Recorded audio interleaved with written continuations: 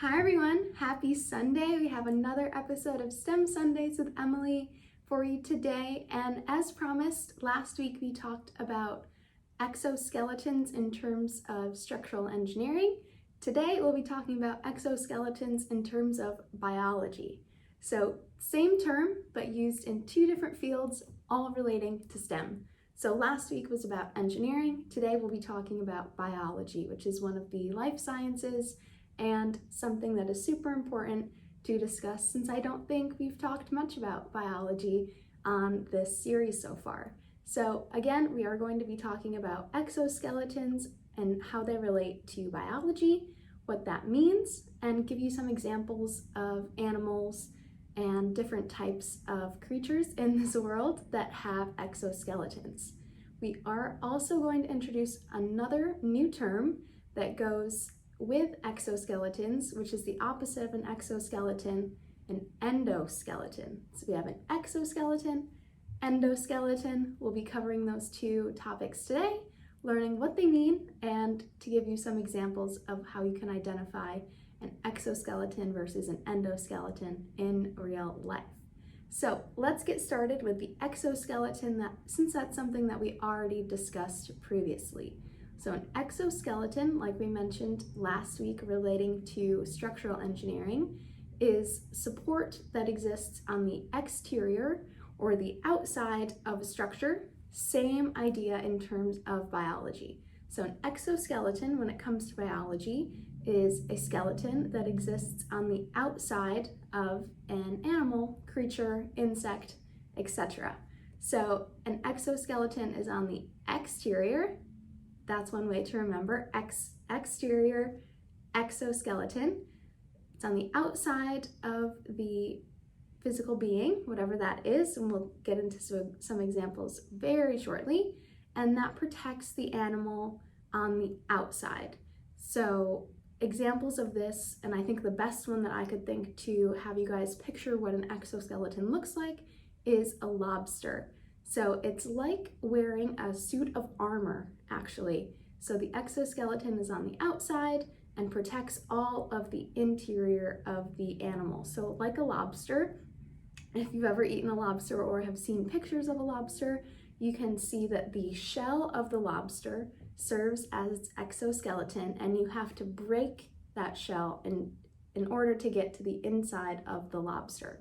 So lobsters in the wild, that shell, that exoskeleton, will protect them and serve as that support, that structural support for the animal, but in terms of its life and protecting its body.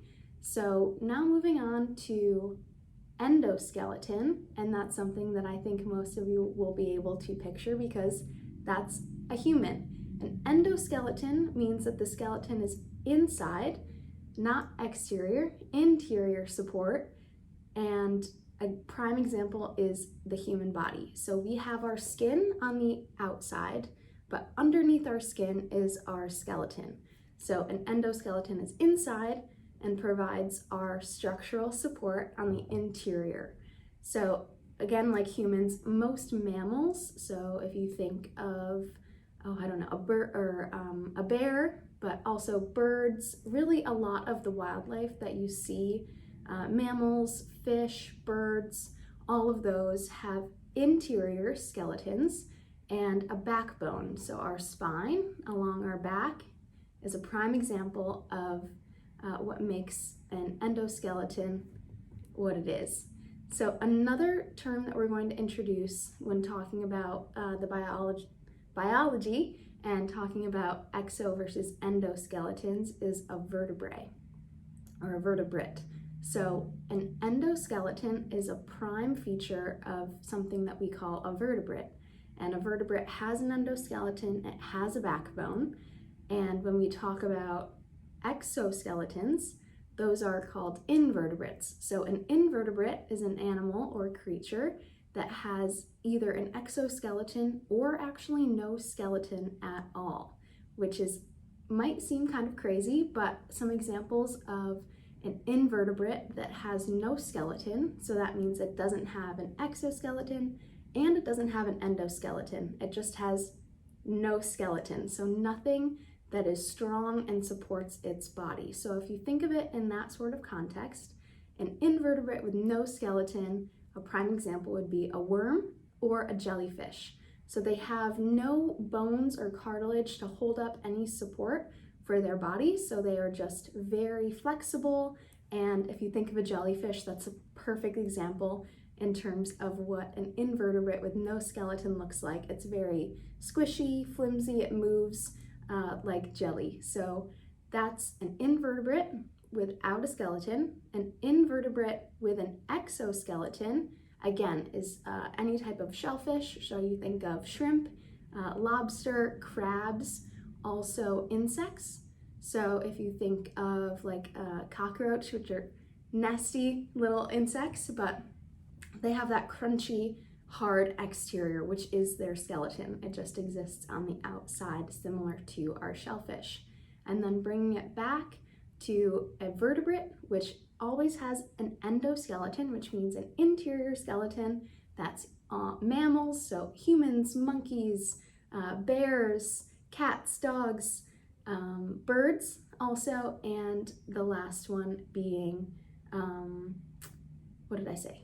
We have mammals, we have insects, and fish too. So if you think of like a goldfish, if you have those in your house as pets, that is another example of a vertebrate that has an interior skeleton. So I have just a couple slides that will summarize this one last time. Hopefully by the end of seeing these, we'll get the prime idea. So now we have our endoskeleton, which is inside, which is protected. So in order to get to the endoskeleton, you have to go through some other layer to finally reach your interior skeleton. Vertebrates are always having an endoskeleton. So that means you have a backbone. You can see my sad example of drawing of a backbone here. And that runs down the very back of the animal, or in terms of humans, runs right down our back. And lastly, the examples that I mentioned before.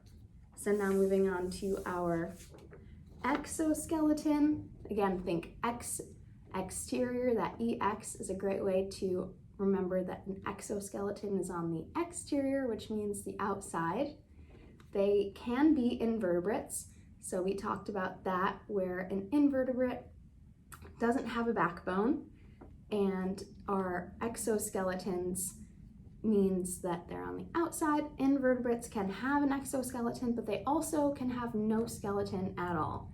So remember, an example of an invertebrate with an exoskeleton would be a lobster, a crab, anything like that, any insect. And then an invertebrate that has no skeleton would be a worm, a jellyfish, those types of creatures that are very flimsy and floppy and just have no structure to their bodies at all. So I hope that that helps explain and brings us full circle on the term exoskeleton. We looked at buildings with exoskeletons, and now we know about the biological term of exoskeletons and the new term endoskeleton. So I hope you guys learned a little bit about biology today. We'll be back next week with a hands-on activity, since this one was more of a learning session. So next week we'll have an activity that's hands-on, and I can't wait to do it with you guys. So have a great week, and I'll see you next Sunday. Bye.